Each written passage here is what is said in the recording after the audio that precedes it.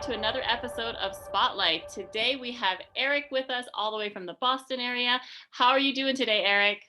Been great. Thanks, Sydney. Thank you so much for coming onto the show and allowing us to get to know you a little bit better. So we have spoken before, and it was really interesting, your journey, how you got started with this fund, how you got started as an investor, and what your very unique mission is. So why don't you give us some background about yourself?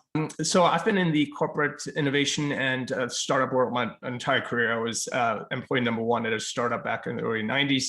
And then since that time, I've been a founder, I've been a senior executive at tech companies. I've also been a management strategy consultant. And it was a good time for me at that point to decide, hey, you know what, I'm going to take more of a portfolio approach to my career. As opposed to having one job, I'll do several things, right? And one was deciding to give back to the community.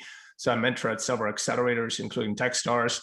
Also on the board of directors for an organization called VenturX. We provide venture capital training to minorities and women.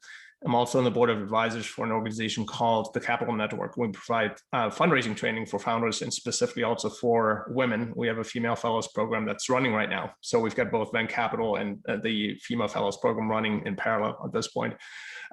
Second is I also advise and work with pre-seed seed companies directly, working with about 7 right now, and not just here in the US. We have a grocery startup starting up in Dubai, a local no-code platform in Australia. So I by design, I'm working with companies across the globe.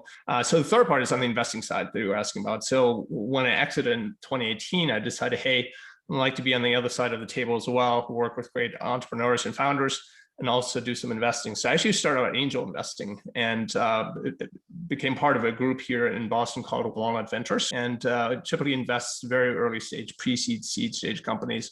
And then subsequent to that, also joined a few other groups, including Launchpad Venture Group. We're about 150 members. Typically investing in typical profiles that Boston-based companies are, right? High tech, life sciences, healthcare, B2B SaaS, et cetera. On the venture capital side, I'm an LP in 2 funds. One is Mendoza Ventures. We invest in fintech and AI. It's also the first Latino fund founded on the Northeast. And then it's also minority and women owned. So the GPs are husband and wife, essentially. And about 68% of our investments are into companies that have at least one founder who's a minority or a woman as well. And then finally, AI Capital, which invests in applied AI companies. And I'm an LP there as well. Okay, excellent. Well, that is very, very unique for sure. So what is driving this kind of mission-driven journey of yours to really focus on minority groups and underrepresented groups like that? On a personal side, it's my daughter, and my personal mission is to create a better world for her. She's 7 years old right now, and there's still obviously a lot of we have a lot of problems in the industry with diversity and inclusion. So something needs to be done. And I think with everything that happened over the past couple of years, some people have stepped up, and there's money flowing into funds right now that focus on investing in underrepresented, or the new majority, as some call it as well. But I really slot people or organizations into 2 areas, right? Number one are those that say they will address change, that will have an impact, but they don't do anything about it. 2 are those people that are actually stepping up and doing something about it with intent, right? Whether it's putting money behind it or working with organizations such as Venture Capital and so on. And that's my primary mission these days, is to actually take action and to help and to do something about it. I'm sure you're making a much bigger difference than you will realize. So it's so great that that your focus is very future focused on future generations, and I think that that's really inspiring to see, because a lot of people only create change when there's a problem, right? Or they think that there's a problem that has to do with them. But inspiring change for the future is a very different kind of mission, and being at the forefront of that is something that is very, very commendable. Yeah, you are out in the Boston area right now, and so I know that your journey to move out of Silicon Valley was a whole other story itself. Kind of moving away from all of that bubble. So how was your experience with that, and how do you feel is the new Silicon Valley or the new America when it comes to innovation and technology these days? Yeah, I would say it's important to get out of the bubble, right? And even by design, I got out of the Boston bubble a few years ago, and with intent to work with companies outside and other places. Because for me, diversity isn't just about the people; it's also about region and location, right? There are a lot of good companies, whether it's Cleveland or Pittsburgh, right? In secondary or tertiary locations that are really good. They're just starving of cash and money, and with intention, try to find those companies as well. And I think that's really important. And what's been nice to see is that over the past year with the pandemic, VCs and angels have looked outside of their typical myopic regional focus, right? And everybody is on Zoom these days. So you can invest in companies not within your particular location, even internationally as well, if you're structured correctly. And it's great to see. And I'm just hoping that as the pandemic winds down, people don't regress back right to their usual way of working. So I'm just hoping that the focus right now on diversity and equity and inclusion, right, that's something there for the long term, not that some other issue comes along and we as humanity forget about that. Absolutely, I agree, and I hope so too. So you talked about being an active investor versus a passive investor for some funds, but not others. So tell us more about that and how you've decided on what kind of role each would take. Yeah, it's a combination of the available time I have as well as where I can add value, right? And also where I have the expertise. So for instance, my background is B2B SaaS. I've done fintech. So that's really where, in terms of product and operations strategy, that's my background. So if there are companies within the portfolio of the venture funds that I work with, or within my personal portfolio of the angel groups, then I'm probably going to be more active to help them out, right? As opposed to, for instance, I'm not an expert in healthcare life sciences. I know nothing about it. So if I happen to invest in one of those groups, whether it's a fund or through one of the angel groups, I'm probably not the best person to ask. I'll rely on some of the other investors to make those decisions and to help out, right? But I might still be interested in actually investing in that sector despite not knowing a lot about it. Absolutely. And of course, the way that startups then interact with active versus passive investors is very confusing these days. What tips do you have for them to either find out if certain investors are more active in some funds versus others? And how do you best advise that they interact or engage? Yeah, I think it also depends on the fund itself, right? I think there are a few funds. Some funds have LPs or are structured in the sense that they don't expect their LPs to really engage a lot, right? Then there are other funds that are structured that are building a community. And Mendoza is a great example of that. They're building a community of LPs and they're all very active and they want LPs to be active and involved with the companies.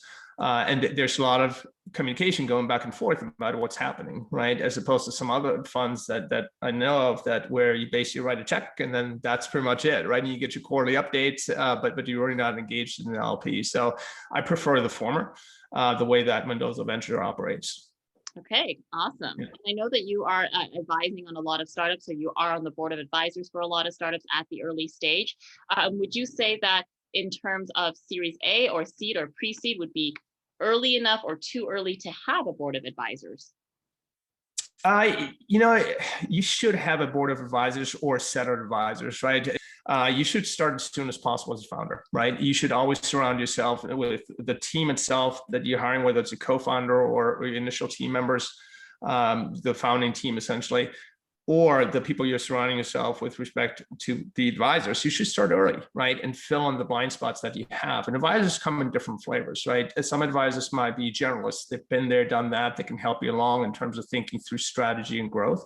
There are others that might be specialists. They might be subject matter experts around functional areas like sales or marketing or product, or finance and legal, right? Then having a set of advisors is also very important in certain industries, let's say healthcare and life sciences, right? Where you do need that deep expertise, and having somebody on that board can be really beneficial for you. And then also for me, for instance, as an investor, to really start thinking, wow, this is a really good team. It's not just the core team, the founders, but they also have a set of advisors that can really provide some value here. But have you ever then invested in, let's say, a seed stage or a pre-Series A or Series A company that didn't have any board of advisors or board of directors just yet? No, never. No, I haven't really come across too many that didn't. And so for younger kids that are, either in high school or even younger than that, that are thinking about entrepreneurship, what kind of advice do you have? Be curious, learn, always learn, and expand yourself. One thing that I did, I went to a liberal arts university college, which meant that I get to see a lot of different topics and subjects and learn a lot about a lot of different things. And for me, it's about innovation and doing new things, building new things, right? And I think if you have a broad perspective, if you can diverge and converge back and see what some of the problems are that need to be solved out there in the world, I think you'll find them, and eventually you'll find your passion, right? And I think some of the founders that I love working with and I enjoy investing into are the ones that are, in some ways, they have to be passionate, but they're also mission driven, right? And a lot of times they're scratching their own itch. They might have had something in their own personal life that brought them to say, you know what, there's a real problem here we need to solve. And I'm going to solve this because I faced that problem myself. That is awesome. Thank you so much. To get to know you a little bit more, I asked you to take out 2 pieces of paper because we're going to play a little game called Truth and a Lie. So do you have your 2? Right. Yes, you do. Perfect. And so just write 1 truth and 1 lie, 1 on each piece of paper, and then we're going to see if we can guess each other's. Okay? Okay. So I will let you guess mine first so you can kind of see how that works. So I have 2 here. So this one says, I didn't speak English fluently until I was 8. And then here it says, I was a competitive surfer in high school. Wow. Where'd you go to? Can I ask a question? Where'd you go to high school? I went to high school in Victoria, BC. So it's the capital city of British Columbia, and it is on an island in the Pacific Ocean. I would say the lie is I was a competitive surfer in high school, and the truth is you didn't speak English until you were 8. Ah, you're right. No, Good job. I kind of wish I wrote something that was like equally as good news as the truth and lie, but they're not. So let's guess yours now. let me just read it to you. So number 1, I was a college tennis player. Okay. And then 2 is I'm the youngest sibling of 5 siblings. Where did you go to college? Let's see if that gives me any hints. Virginia. William Mary. I think you were a tennis player. No. No! That was such a good one. Oh, okay. Yeah. So you are the youngest of 5 then. I am, yes. That is a big family to grow up in. Please tell us now about an initiative or an investment or a startup that you're very excited about. Working with a B2B SaaS company right now based in Atlanta. The founder has been in the industry for 25 plus years, was a senior executive. He's not a kid out of college, right? He understands the industry inside and out. And for the entire time he was in this industry, he couldn't find a solution to actually fix the problem that he had. The companies manage billions of dollars to spend on PowerPoints and spreadsheets. If you find any industry that manages billions of dollars on spreadsheets and PowerPoints, it's probably a problem worth solving, right? So, and he actually quit his job pre-pandemic, about a month before everything hit. Built the product last year, went to market in January, and now has already 5 marquee customers, large global brands, and has a large pipeline already. He's gotten into one of the top accelerators in the country. Can't mention that yet, it's not official yet, and he's attracting VC investment. Growing like crazy, and I'd love to see it. And he's just absolutely driven by the problem he's solving, by the product he's building, and I'd love to see it. It's a great story. So that is fantastic, and it is very inspiring that somebody was able to build a whole company around the very problem that everyone has all the time. So that is great to see. So what is their website so we can include in the link below? Oh, sure. It's called Focal Point Procurement. Okay. We'll work on the name. It's long. Yeah, focalpointprocurement.com. I'll mention one other one because that's gaining momentum as well. And it is the founder is a person of color. And it's actually an AI-based service to improve the speed of bringing a script to the movie screen. And working on that right now. products in development at this point, having some really a lot of interest from Hollywood at this point and large major movie studios. And so he's a bit earlier in that journey, but I think I expect some great things from him as well. And his team. Perfect. And what is that website? So we can link. And that website is called bookscribs.com. Okay, awesome. Anyone who wants to, reach out to you or ask you questions or follow you, where is the best place that they can find more information about you? Yeah, LinkedIn is the best for me. I'm not much of a Twitter or Facebook person or Instagram. Excellent. So you guys can link this show and tell him that that you've met him through here.